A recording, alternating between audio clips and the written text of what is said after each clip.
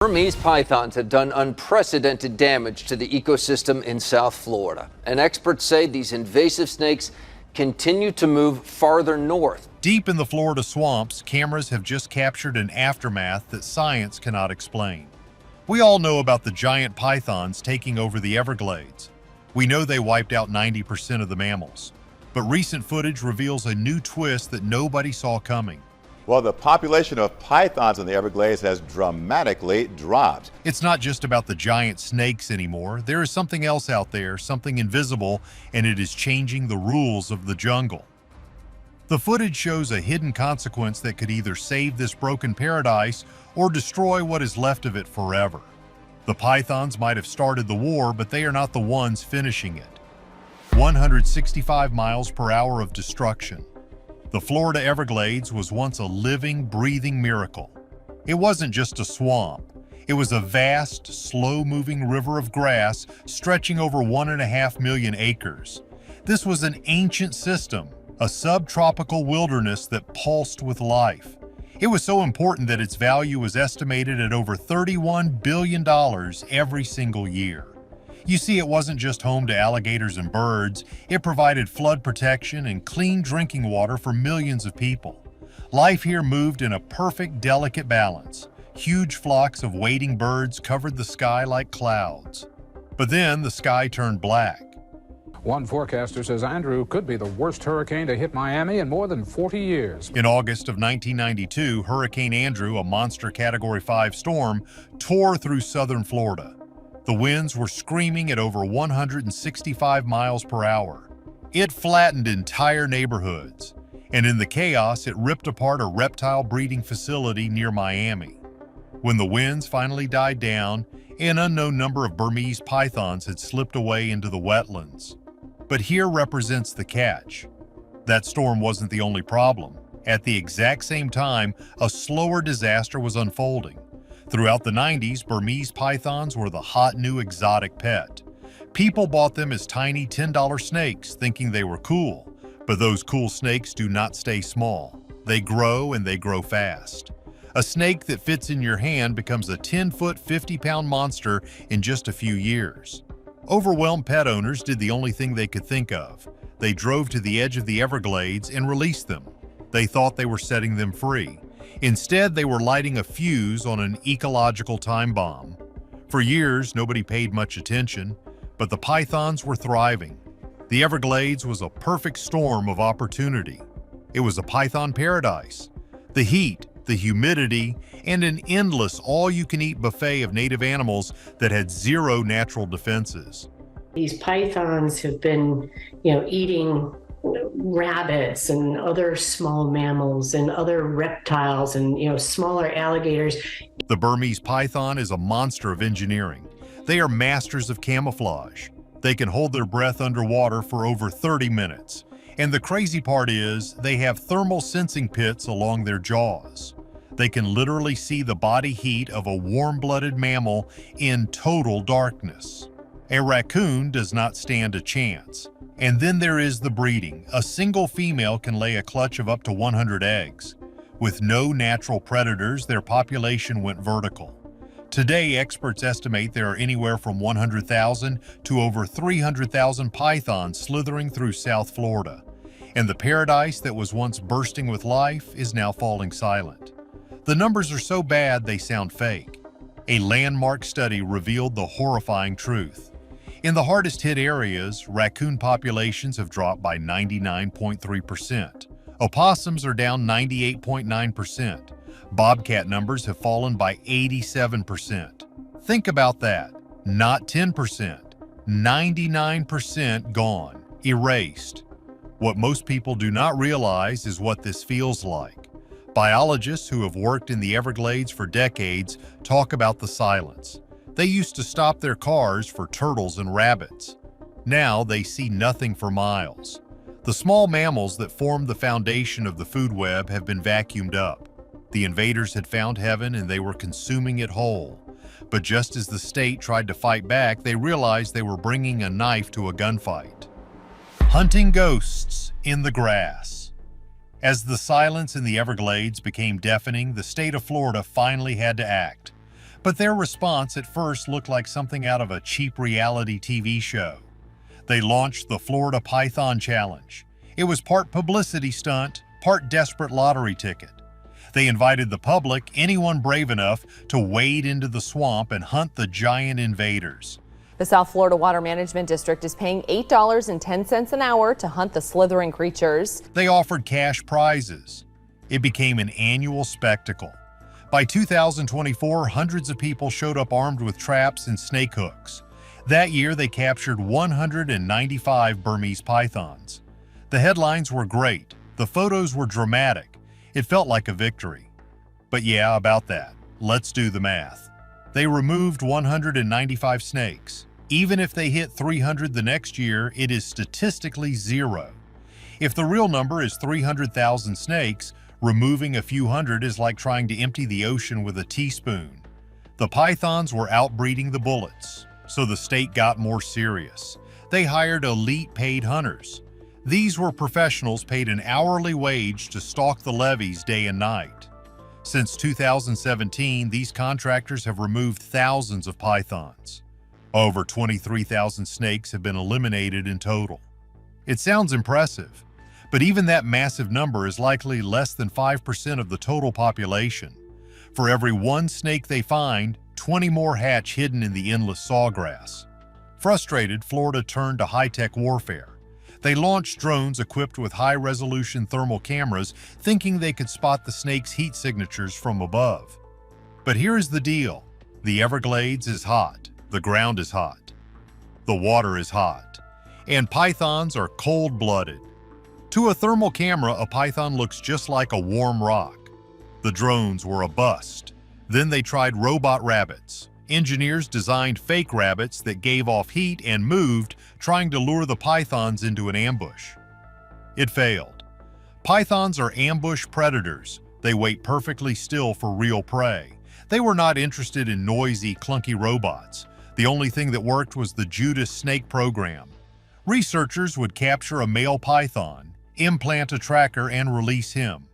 He would lead them to the breeding females. It works, but it is incredibly slow and expensive. And here is the wildest theory of all. The hunters say the snakes are getting smarter. They seem to know where the traps are. They avoid the levees where the humans walk. Is it possible that an apex predator is evolving a new kind of intelligence? The tech was failing. The hunters were outmatched. But while humans were losing the war, a microscopic monster was quietly preparing to take over everything. Jumping species barriers. This is where the aftermath takes a dark, unexpected turn.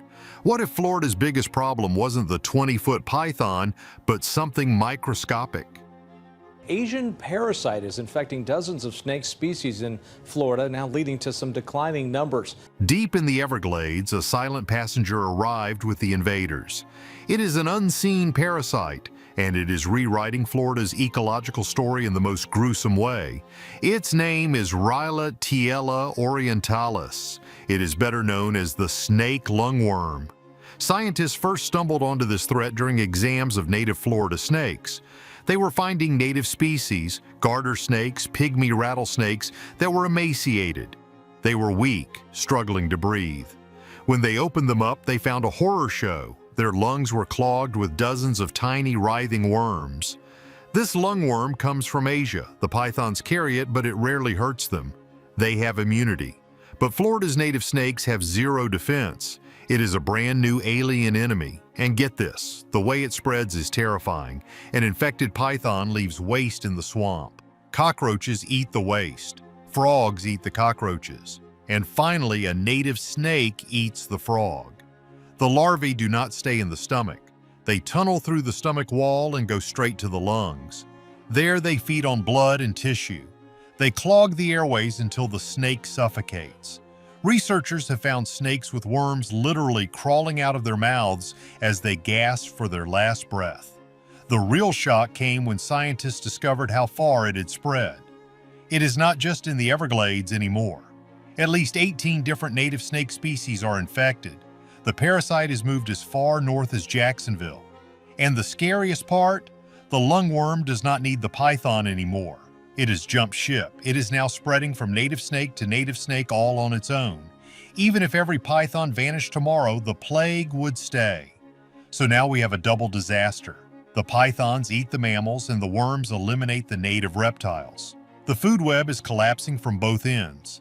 But there is one very strange twist. The Florida cottonmouth, a venomous pit viper, seems resistant. No one knows why. Is their blood the cure? While scientists scrambled for answers, the state announced a plan so crazy that the entire world thought it was a joke. Immunity to venom. With the ecosystem on life support, officials announced the plan. They were going to release hundreds of more snakes into the wild. When the news broke, social media exploded. Doesn't Florida have enough snakes? Is this a joke? People compared it to the cane toads in Australia, another human mistake that would ruin everything. The mockery was instant, but here represents the catch. This wasn't just any snake. The snake they were releasing was the eastern indigo snake, and it wasn't an invader. It was the rightful king returning to reclaim its throne. Dozens of snakes were released into the wild in North Florida to eat other invasive snakes. Yeah, okay, the ones that were set free were raised in Lake County and then brought up there. The eastern indigo is known as the emperor of the forest. It is the longest native snake in North America, growing up to 9 feet long. Its scales are a stunning iridescent blue-black that shimmer in the sun. But its beauty isn't the point. Its diet is. The eastern indigo eats other snakes, and that is putting it lightly. It is completely immune to the venom of North America's pit vipers. Rattlesnakes, cottonmouths, copperheads, the indigo eats them all. It doesn't constrict them. It just pins them down with powerful jaws and swallows them alive. It is the boss of the forest floor, but its kingdom had crumbled. The indigo relies on the gopher tortoise. It uses tortoise burrows to escape the heat and cold.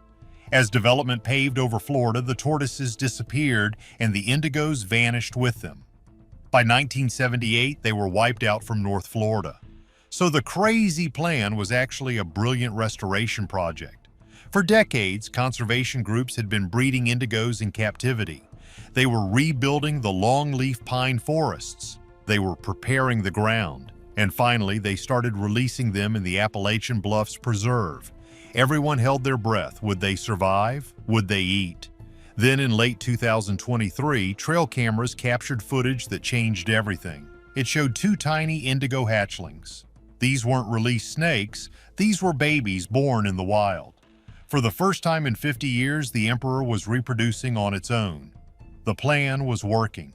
But while the king was returning in the north, something even more shocking was happening down south. The native animals were done being victims. The collision course. While the world was busy arguing about the indigo snake release, nature was quietly adapting.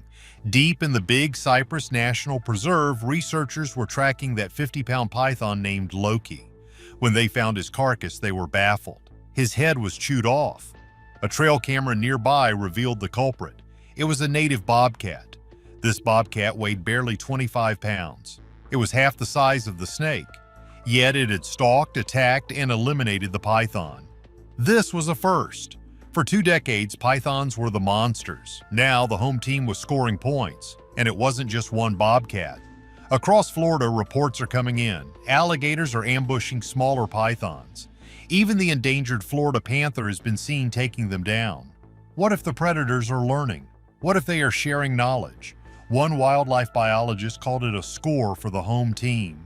It seems the native wildlife is finally figuring out the monster's weak spots. But it is not that simple. A single bobcat cannot undo 20 years of destruction. The pythons are still winning by numbers, but the dynamic has shifted. It is no longer a slaughter. It is a war. And this leads to the final, most exciting possibility.